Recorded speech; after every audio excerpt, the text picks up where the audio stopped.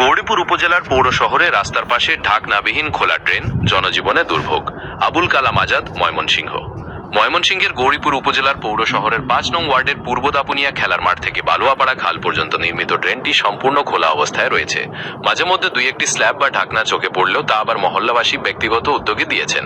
পৌর প্রশাসন এতটাই উদাসীন যে এতদিন পরেও খোলা ড্রেনের উপরে কোনো স্ল্যাব বা ঢাকনা দেওয়ার প্রয়োজন মনে করেননি। মহল্লাবাসীর অভিযোগ, খোলা ড্রেনেজ ব্যবস্থার কারণে পচা দুর্গন্ধে বাসাবাড়িতে এবং কি আশেপাশের দোকানেও বসা যায় না। আর পর্যাপ্ত ময়লা ফেলা স্থান বা ডাস্টবিন না থাকার কারণে অনেকেই সুযোগ বুঝে রাতের অন্ধকারে ড্রেনের ভেতর ময়লা ফেলে চলে যায়। শুধু তাই নয়, অনেক বাসার পয়ঃনিষ্কাশনের লাইন এই ড্রেনের সাথে সংযোগ করে রেখেছেন, যার কারণে পচা দুর্গন্ধ বেশি করে ছড়ায়। অনেকেই দুর্গন্ধ এড়াতে বাসার বারান্দায় পলিথিন মুড়িয়ে রেখেছেন।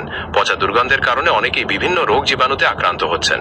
মহল্লাবাসী চলাচল করতে যেয়ে হরহামেশাই রাতের অন্ধকারে দুর্ঘটনার শিকার হচ্ছেন। মহল্লাবাসীর দাবি, পৌরসভা কর্তৃপক্ষ যেন খুবই দ্রুত এর একটি সমাধান করে দিয়ে জনদুর্ভোগ হাত থেকে তাদের রক্ষা করেন।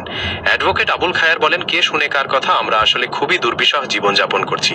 পৌর প্রশাসন একটু সুদৃষ্টি দিলে বা তাদের সঠিক দায়িত্ব পালন করলে জনদুর্ভোগ থেকে আমরা মহল্লাবাসী ভালো থাকতে পারবো। এ ব্যাপারে পৌর প্রশাসন ও সংশ্লিষ্ট কর্মকর্তাদের সুদৃষ্টি কামনা করছি।